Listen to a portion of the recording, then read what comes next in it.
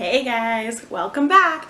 So today we're gonna go over my tips for surviving the colicky stage if you have a colicky baby.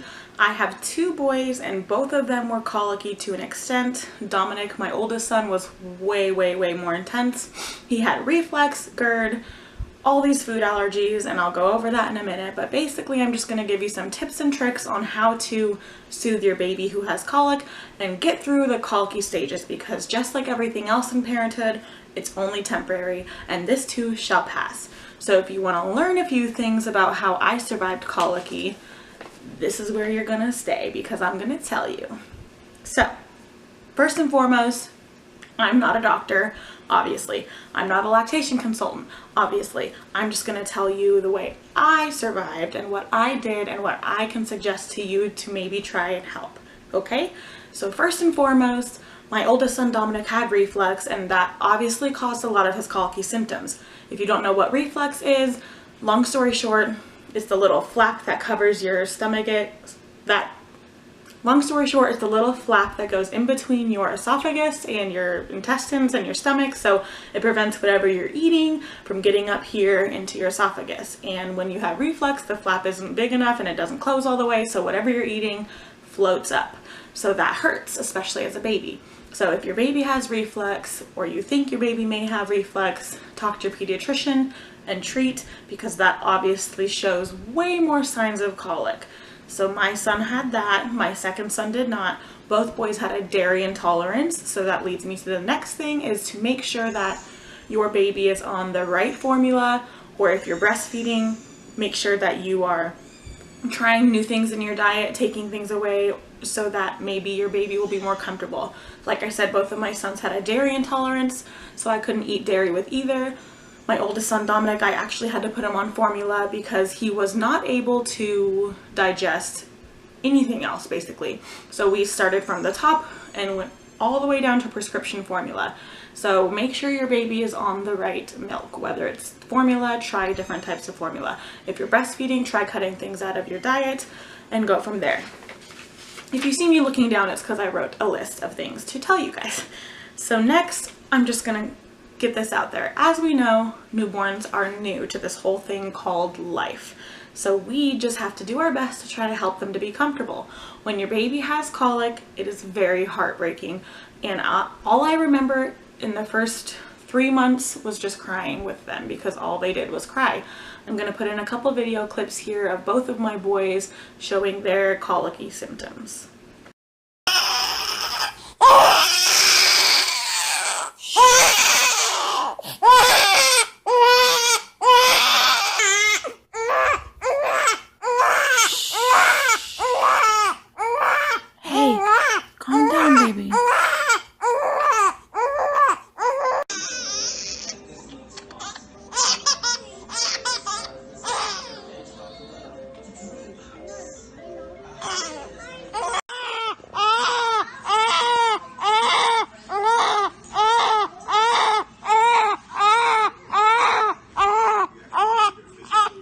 So as you can see, that does not seem fun, and it's also very heartbreaking as a mom to see your baby going through that.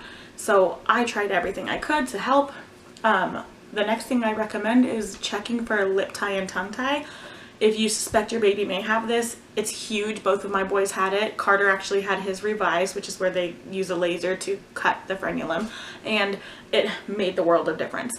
This can affect the baby because it affects their ability to transfer milk efficiently, whether it's from a bottle or breast, and this obviously leaves them getting air or having mucousy stool or not being full, which can cause them to be hungry and crying and colicky. Obviously, if they swallow more air, they get a lot of gas, so on and so forth. So checking for lip tie and tongue tie will definitely help. If your baby does have a lip tie and tongue tie, consult with your doctor or your lactation consultant about getting it corrected. That's all on you guys, but I obviously did with my baby.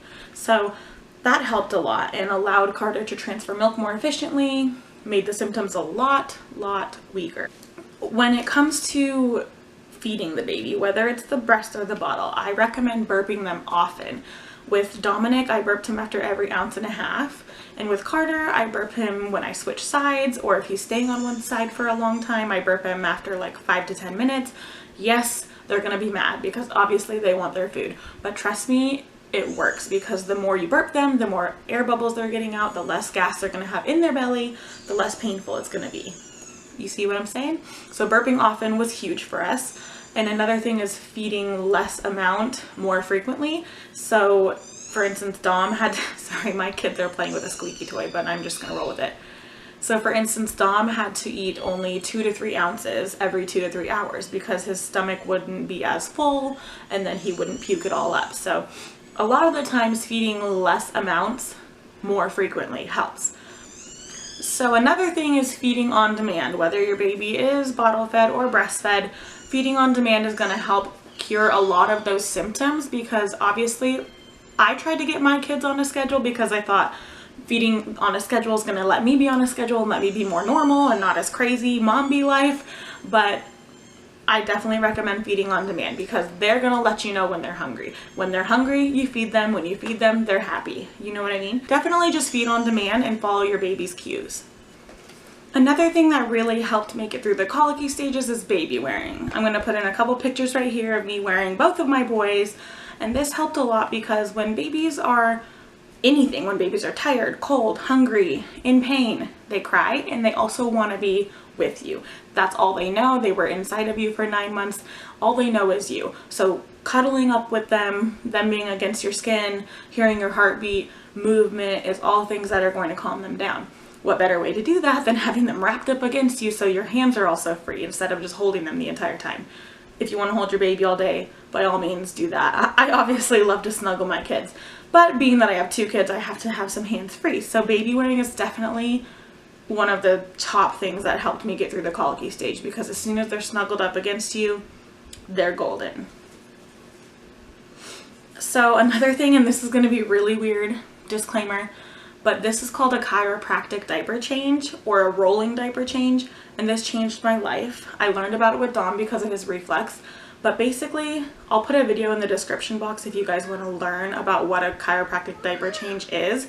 But basically it's, instead of like pulling your baby's feet up to put the diaper under and wipe the baby and all of that stuff, you're going to like roll the baby over and wipe them from the side and then put the diaper under them and roll them back. And this helps because when you like hike the baby's feet up, there's 2 vertebrae at the bottom of the spine.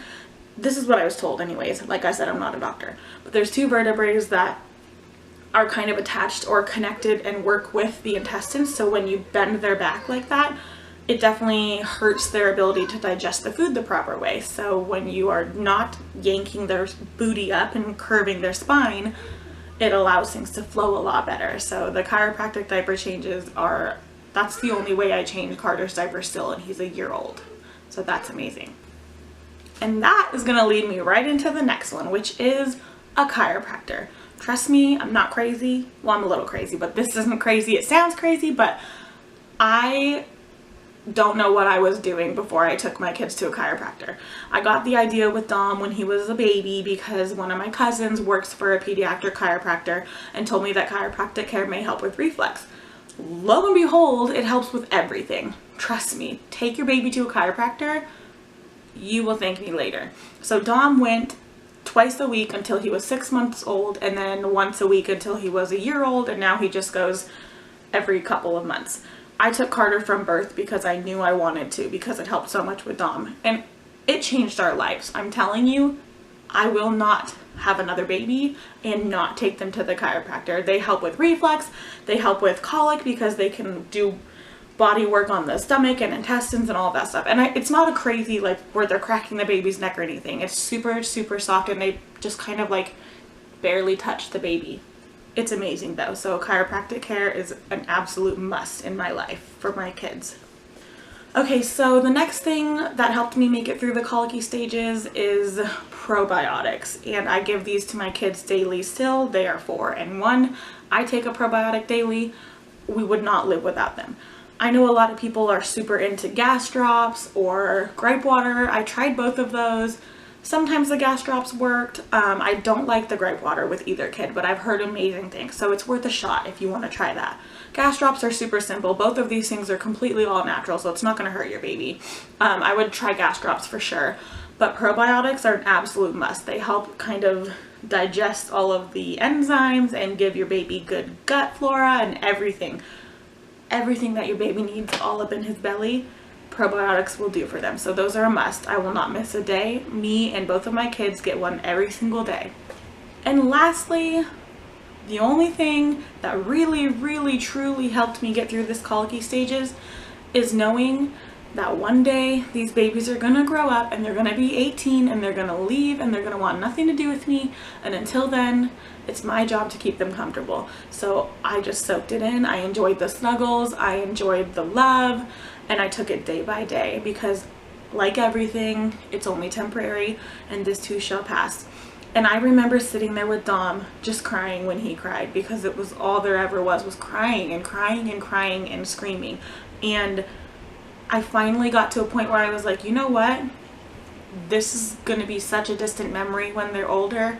I'm just going to take advantage of the snuggles. And I want you to listen to this next part. If you are struggling with a colicky baby and you're at your wit's end and you don't know what to do, that is normal. And I promise you it gets better. And I remember sitting there and everyone telling me it gets better, it gets better, it gets better. And I'm sitting here crying like, when does it get better? It does. I promise. I'm living proof. My boys are 4 and 2 and happy as can be, but in the beginning you don't know that it gets better. You think it's the worst thing in the world. So just snuggle that baby, love on that baby. If you need to take a minute, put the baby in a crib in a safe place, step out, take a deep breath, revisit the situation, because I promise you there's nothing better than those baby snuggles. And whether it's because they're crying or not, eventually the snuggle time is going to go away. So me, I just took advantage of it. A lot of snuggles and rocking and patting, and that's how we made it through the first few months with both boys. I know it's hard, you guys. I promise. I have been there and it gets better. It really does. I hope this helped you guys. Just remember to take it day by day. Colic is hard, but it's only temporary. Snuggle those babies and love on them, because that's really all they want, okay? So I'm gonna see you guys in my next video. Thanks for watching, you guys.